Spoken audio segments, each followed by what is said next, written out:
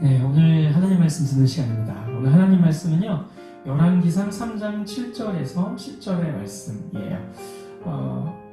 말씀 읽기 전에 목사님 오늘도 변함없이 여러분들 봄방학이 또 더 길어졌기 때문에 책 소개를 방학 동안 읽으면 좋을 책 소개를 좀 하려고 합니다. 바로 오늘의 책은요, 짜잔! 예수는 역사다 라는 책입니다. 예수는 역사다. 예수는 역사다는 책은요, 신앙서적이긴 해요. 근데 이 책은 이렇게 재미있는 소설처럼 첫 장을 피면은 빨려 들어가듯이 읽을 수 있고 굉장히 속도감이 있는 책입니다. 그러면서도 속도감만 있는 게 아니라 이 리스트로벨이 그 시카고 트리뷴지 기자시잖아요. 또 저널리스트이시잖아요. 또 예일대 법대를 나오셨어요. 그래서 법적으로 굉장히 탁월하신 분인데, 이분이 이제 트리뷴지 기자니까 이제 필력도 있으시고, 그죠? 또한 법대를 나왔기 때문에 사리분별, 판단이라든지 이런 거 굉장히 잘하시는 분인데, 원래 이분이 무신론자였습니다. 근데 자기 아내가 이제 예수님을 너무 열심히 믿으니까 아내에게 예수님은 거짓이라는 증거를 밝히기 위해서 이 리스트로벨이 열심히 그 거짓 증거들을 찾기 시작해요. 근데 결국 이 리스트로벨이 하나님을 만나게 됩니다.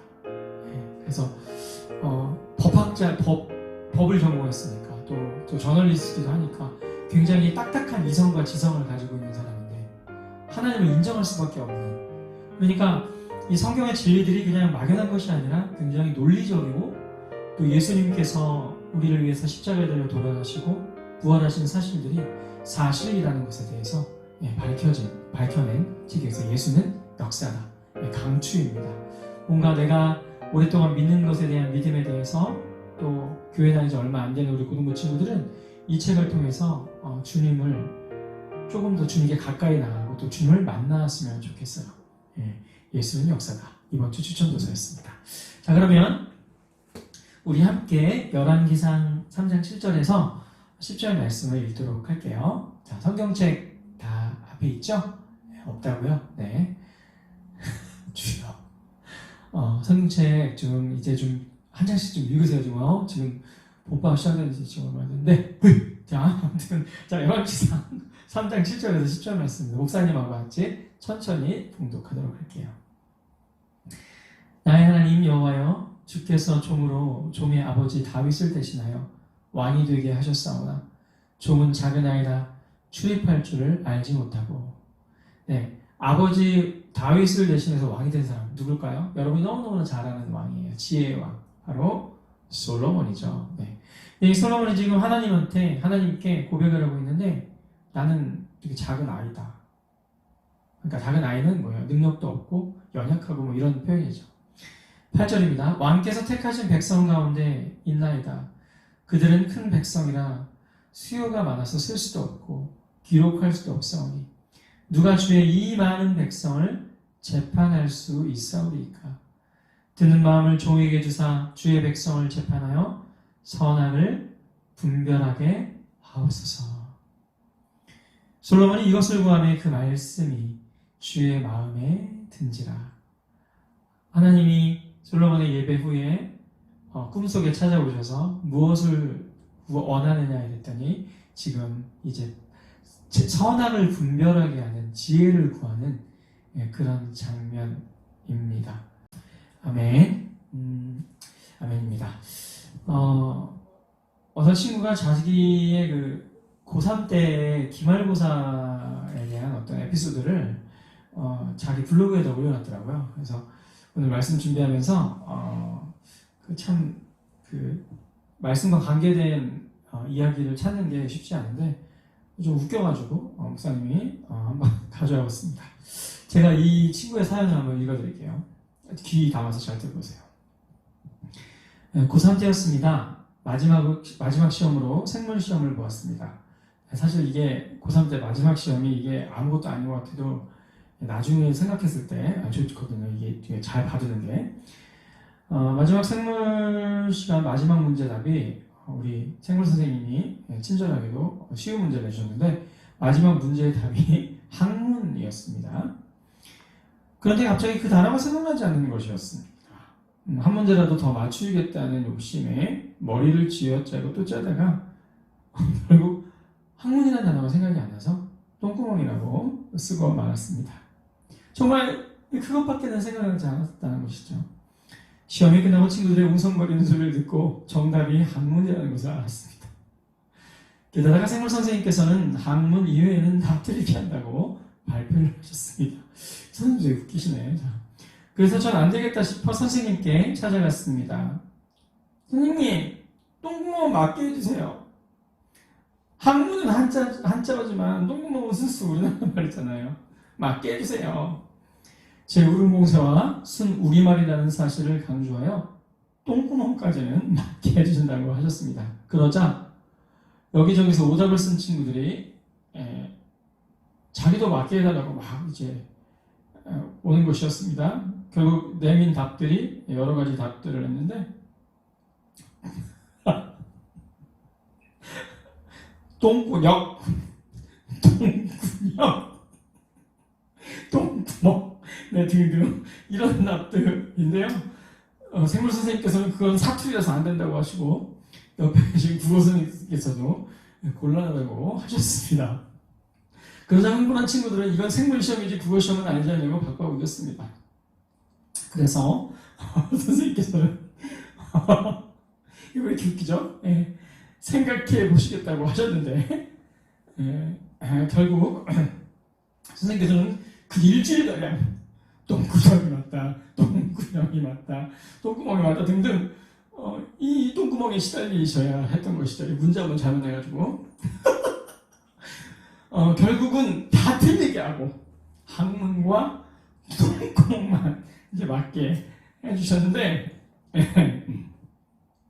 이게 이제 사람의 인체를 이렇게 안에 장기를 이렇게 보여주면서 그 부분이 뭐냐 이제 이렇게 물어봤다는 그런 문제였던 것 같은데 결국은 이제 다 틀리게 하고 이제 2개 맞겠죠.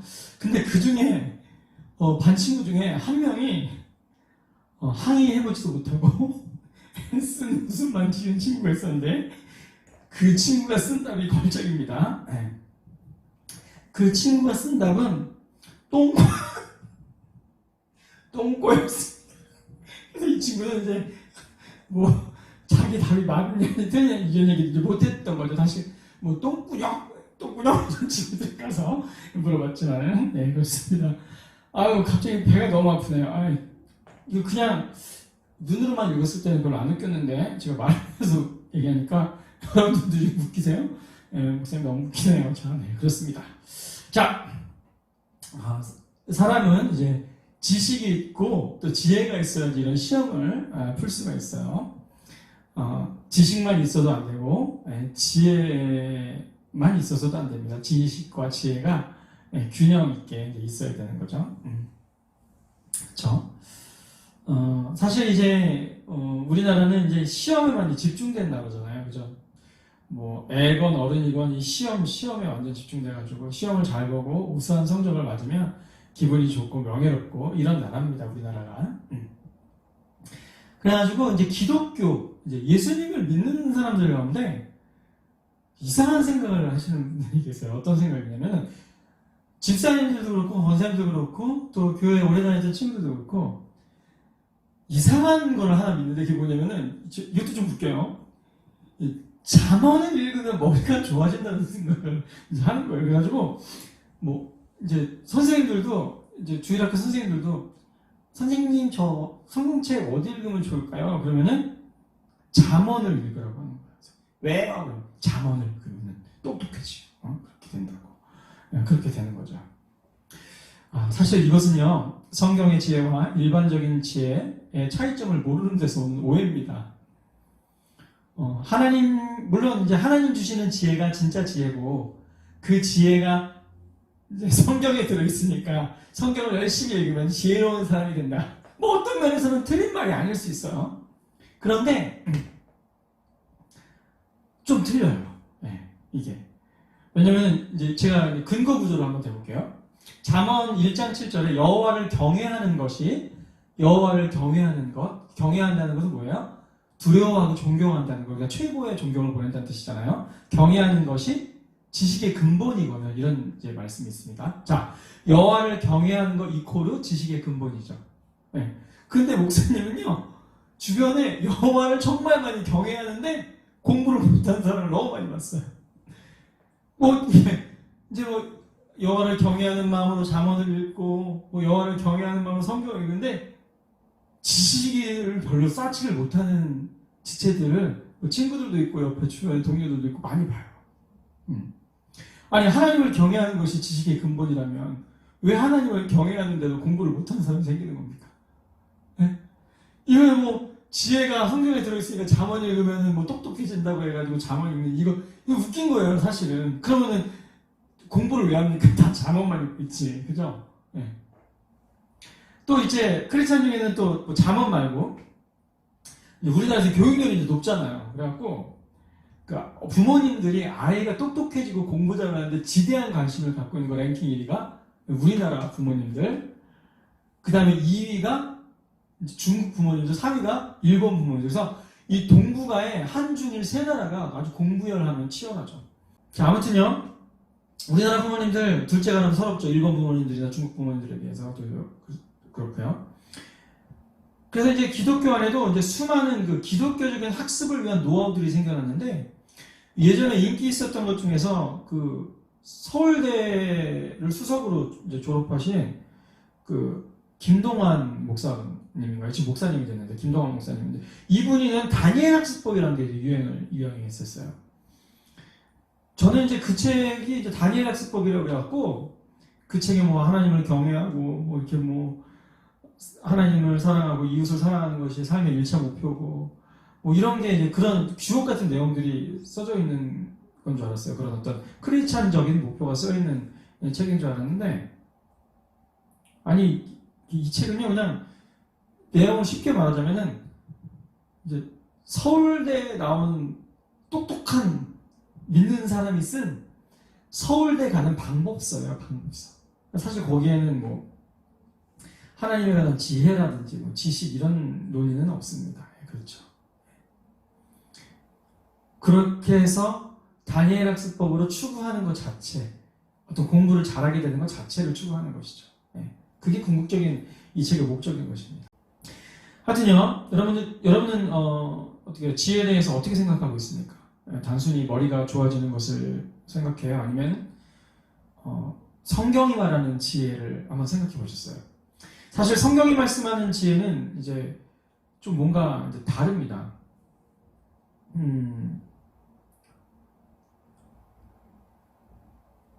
그래서 오늘 말씀을 통해서 지혜와 그리고 온 천하에서 지혜로는 그를 따를 자가 없었다고, 또 믿는 자고 믿지 않는 자고 다 칭송하는 다윗의 아들 솔로몬, 이 왕을 통해서 진정한 지혜가 무엇인지 한번 일단 알아보고, 우리가 이제 이 지혜를 통해서 어떻게 기도하는 것이 바른 기도인가를 좀 더 깊이 묵상해 봤으면 좋겠어요. 오늘 말씀을 좀 묵상하면서 말씀을 나누면서 솔로몬이 무엇을 구했는지 정확하게 이해한다면 우리들의 어그러진 지혜에 관한 관점, 또 세속적이고 이기적인 지혜에 대한 생각이 바뀔 거예요. 내가 지혜로워져서 공부를 잘한다, 내가 지혜로워져서 돈을 많이 번다, 이런 관점이 아니에요. 사실은 성경은 그렇습니다. 자, 오늘 장면을 보니까 솔로몬이 1,000번제를 드린 직후에 하나님이 꿈에 그에게 나타나서 너에게 무엇을 줄까? 이렇게 묻습니다. 여러분, 솔로몬이 1,000번제를 드렸다고 하는 이 말씀도 사실은 기독교 안에서는 굉장히 오해가 많이 일어나는 구절인데요. 1,000번제, 그래서 번을 카운트로 생각하는 거예요. 그거 아닙니다. 성경에 5대 제사가 있어요. 이 5대 제사 중에 다 태워서 드리는 것을 번제라고 합니다. 이 번제 뭐예요? 태울 번자거든요. 그럼 1,000번제, 버닝이에요, 버닝. 그래서 1,000번제, 그러니까 1,000가지 예물을 태웠다는 뜻이거든요. 그러니까 소 1,000마리를 드렸다. 뭐 쉽게 얘기해서 양 1,000마리를 드렸다. 이렇게 보시면 되겠습니다. 그래가지고 이거 1,000번제를 가지고 뭐 이렇게 또 뭐 하루하루 이렇게 해가지고 1,000일 동안 예물을 드리고 뭐 이런 거 있는데, 사실 그 마음은 아름답지만 생각을 하시고 드리라는 거예요. 이 번제는 1,000번 드린 게 아니라 그냥 1000개의 1000마리의 소를 드린 거라고 생각하시면 됩니다. 아무튼 네, 여러분, 네, 잘 알아두세요. 자, 근데 이 어떤 그 예배, 그러니까 이게 1,000번째가 뭔가 예배죠, 예배.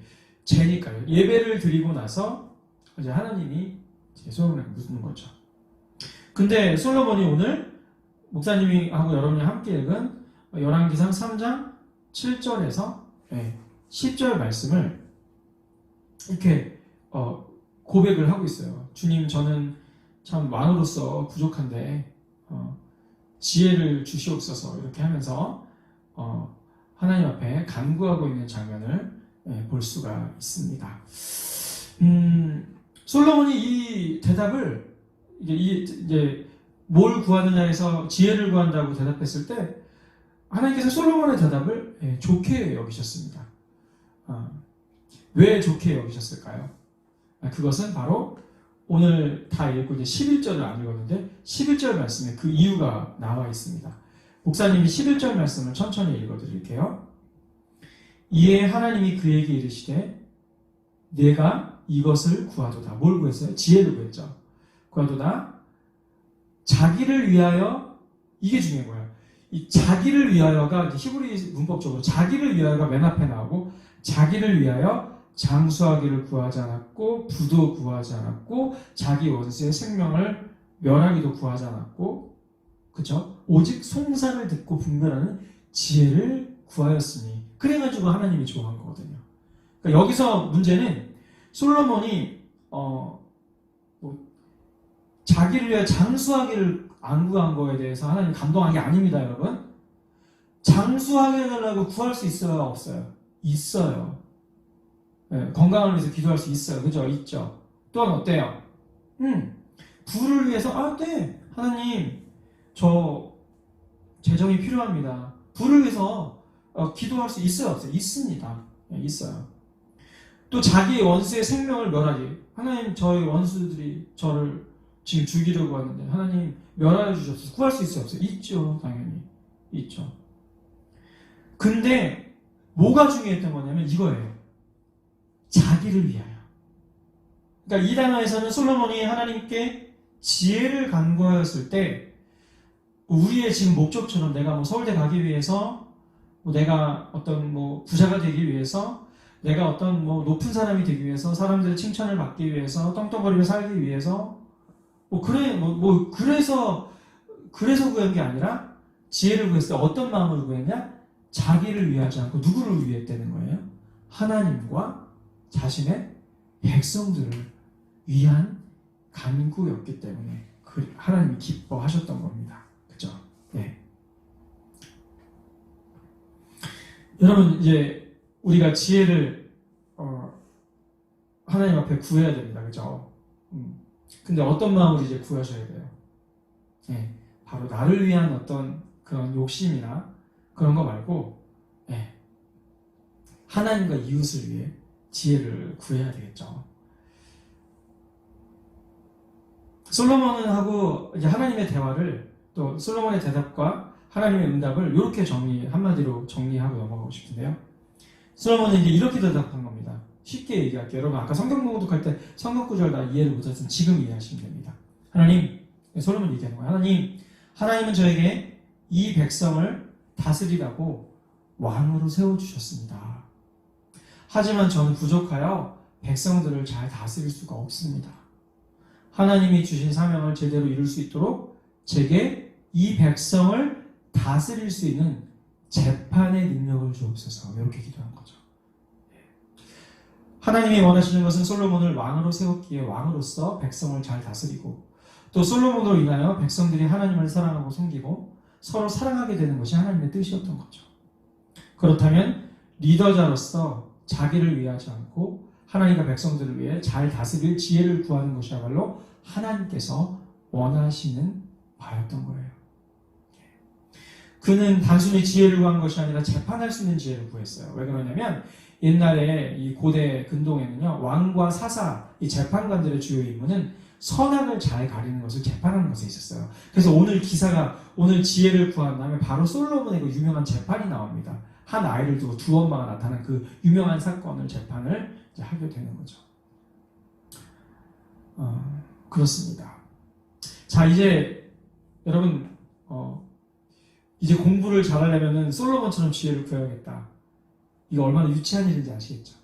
그럼 순전히 공부를 잘하기 위해서 내가 자본을 잃고 솔로몬의 지혜를 구하고 하나님의 지혜를 구하겠다? 이거 좀 유치한 일이에요. 근데 거기 앞에다가 나를 위하지 않고 하나님과 사람을 위해 공부를 잘하기 위해 솔로몬을처럼 지혜를 구해야 한다면 다른 겁니다. 그러니까 한 끗 차이예요. 같은 지혜를 강구해요. 솔로몬 같은 지혜를 달라고 하나님께 강구할 때 나의 마음속에 뭔가 나를 위한 어떤 그런 마음이 아니라 하나님을 위하고 이웃을 위한 마음으로 간구하는 거 요구하고 내 성적 올리기 위해서 나 혼자 잘 먹고 잘 살기 위해서 지혜를 간구하는 거하고는 많이 틀린 거죠. 여러분 이게 얼마나 많은 차이를 갖다 주냐면요. 목사님이 이제 사역을 오래 했으니까 수련회도 많이 갔잖아요. 수련회 갔는데 조모 친구가 이건 이제 안 좋은 예화니까 이름을 밝힐 수는 없습니다. 조모 친구가 뭐 눈물을 흘리는 거예요. 저는 이제 와 됐다. 제가 눈물을 흘리면서 회개하면서 기도하는구나. 와 이제 제가 이제 교회 돌아가서 큰 일꾼이 되겠구나. 하나님의 사람이 되겠구나. 이런 생각을 했어요. 근데 이제 그 친구를 위해서 점점 기도하려고 가까이 나가서 그 등 뒤에 이렇게 딱 무릎을 꿇었는데 그 등에다가 손 얹고 기도를 해주려고 했는데 기도 내용을 들어보니까 다 자기 기도인 거예요. 자기 넋두리 물론 넋두리 할 수 있죠. 자기 소원 자기 기도만 한 거예요. 그래서 결론적으로 이 친구가 한 3시간 가까이를 기도를 했는데 이게 뭐 다 자기를 위한 기도만 했어요. 온통 자기 기도만 한 거지. 남을 위한 기도는 한마디도 안 했습니다. 결국 어떻게 됐습니까? 이 아이가 교회로 돌아와가지고 물론 수련회 갔다 온 약발이 있었기 때문에 열심히 다녔지만은 결국 그 아이는 신앙이 자라지 못했어요. 왜 그랬을까요? 본인이 울면서 자기를 위해서 간구했던 거를 하나님이 기도를 안 들어주니까 하나님은 없다 그러고 교회를 떠나게 됐습니다. 여러분 기도는 그런 것이 아닌 거죠.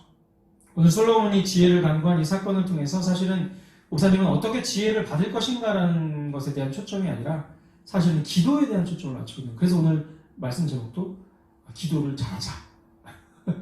어이없는 기도 제목이죠. 말씀 제목이죠. 그래요.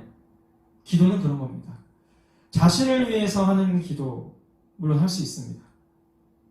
하지만 자신을 위한 욕심을 부리는 기도보다는 우리가 하나님께서 우리를 기뻐하시는 기도는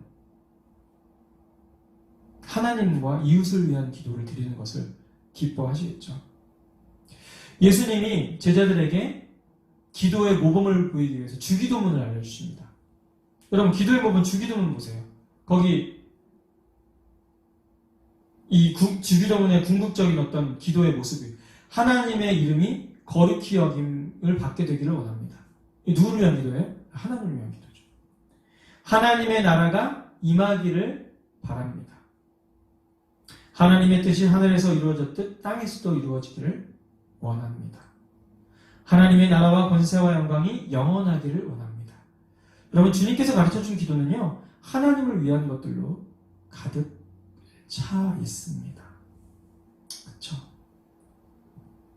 물론 이 와중에 하나님을 위한 기도를 하는 가운데 주님은 우리에게 일용할 양식을 주셨고 근데 그 일용할 양식을 주셨다는 것도 어때요? 일용할 양식을 강구하는 것도 매일매일의 삶이 우리가 3월 첫 주 말씀에서 들었지 매일매일의 삶이 누구의 은혜다?